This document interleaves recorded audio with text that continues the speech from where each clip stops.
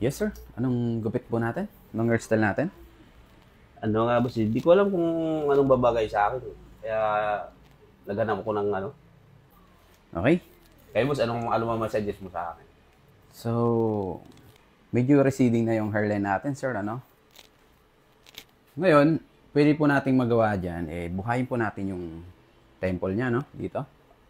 Okay. Buhayin po natin yan. And then, i-fade po natin dito para mas pumantay po siya doon sa taas. Ayos. Sige, bahala ka na dyan. Okay? Yung go-office po ba kayo, sir? Oo, yung Pang araw-araw na, ano? Ayun. Yung Ayun po yung gawin natin, sir. Okay po. Okay. Sige.